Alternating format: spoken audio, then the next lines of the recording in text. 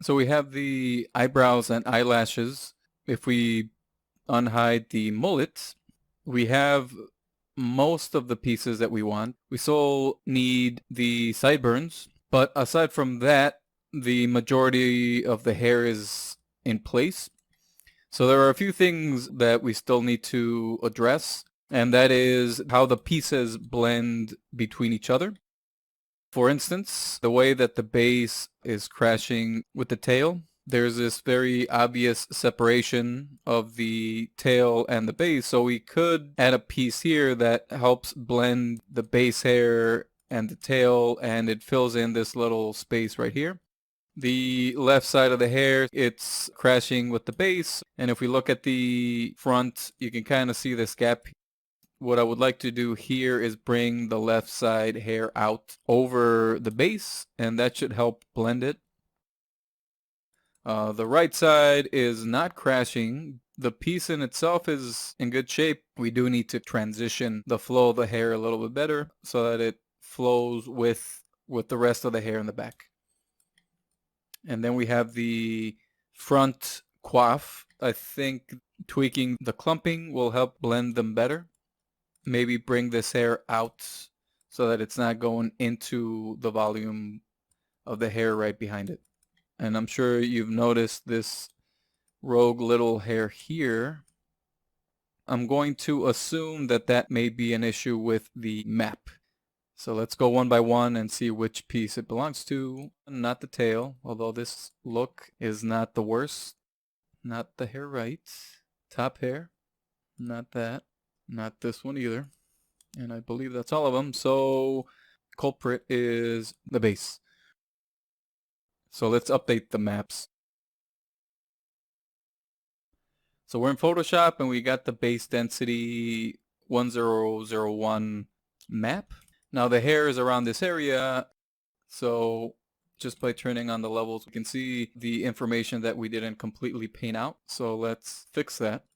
Just paint this out. Okay, that should do it. If we turn off the levels, we no longer have any white. Let me just save real quick. So now let's go back to Maya, update the map.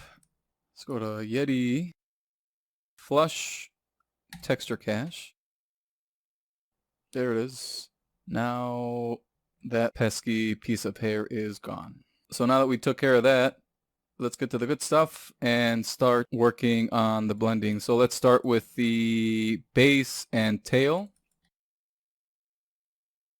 So what we want to do is create a merge node so that we can see the party groom and the base together. So let's create a merge node. So let's connect the base and party, make it the root. And now we have the base and the tail. We don't need the eyebrows or the eyelashes right now, so let's turn that off. And we may want to reduce the viewport density since we will be adjusting the strands. Adjusting the strands with the hair visible will make it slower, and since we have 100% viewport density, it'll be even slower. So let's drop this down to 5% for now. Let's turn on the base groom guides and the party groom guides. So what I want to do is bring down the tail a little bit and bring up the base. The base hair is going down into the tail, so we want to bring that up so that the top hair is not crashing into the bottom hair. So let's start with that.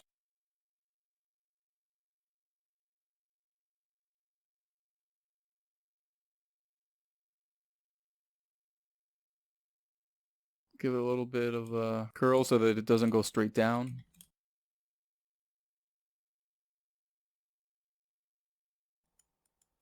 Flare them out a little.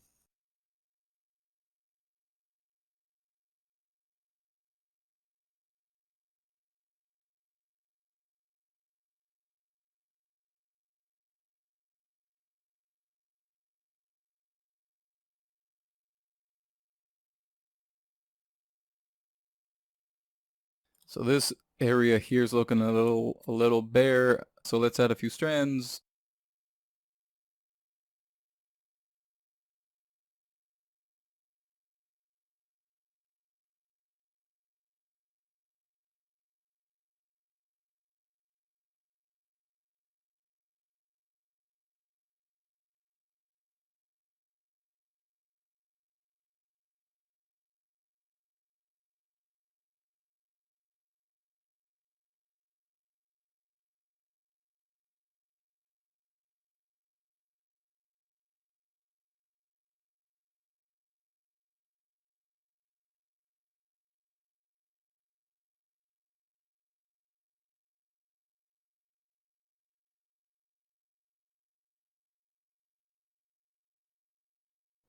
I'm gonna remove these here.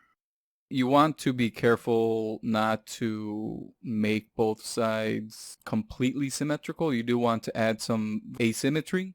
It will help make it look more natural, but it does help to just copy them over and then see how we're doing.